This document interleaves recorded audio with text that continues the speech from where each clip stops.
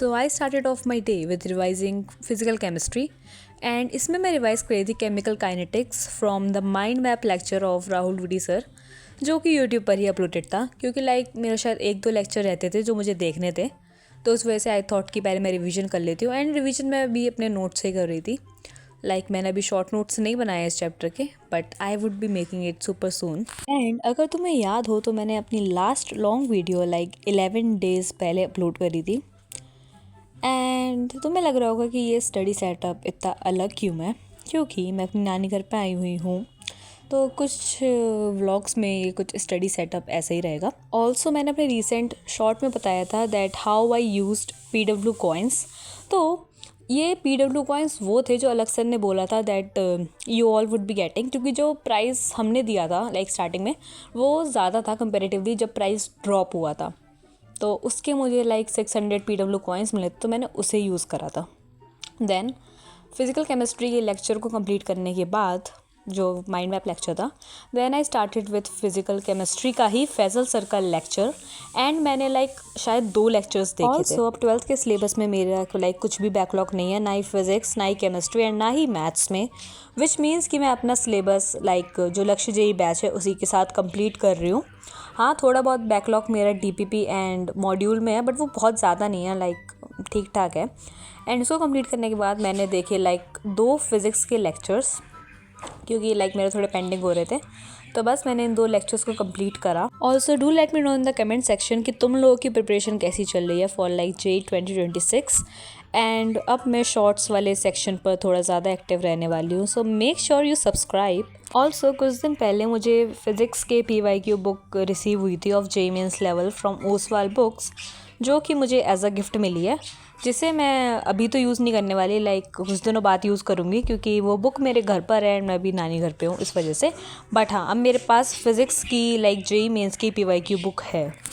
And इसके बाद मैंने क्विक रिवीजन कर लिया था। मैंने अपने दिन में जो भी पढ़ा उन सब का, एंड जो भी होमवर्क क्वेश्चंस थे फिज़िक्स और केमिस्ट्री दोनों के ही, मैंने उन्हें कंप्लीट करा। फिर मैंने रिवाइज़ करा solutions chapter for my boards, and इसमें मैंने रिसेंट वन शॉट देखा था ऑफ आशु सर। सिंस ये चैप्टर मैंने काफ़ी अच्छे से पढ़ रखा है, तो मैंने इसे 1.25x की स्पीड पर देख लिया था। बीच बीच में मैं इसकी स्पीड तेज़ भी कर देती थी अपने अकॉर्डिंग, क्योंकि इसके नोट्स वगैरह तो बने हुए थे, बस जब क्वेश्चन सॉल्व कराते थे तो मैं उसे पॉज करके सॉल्व कर लेती थी।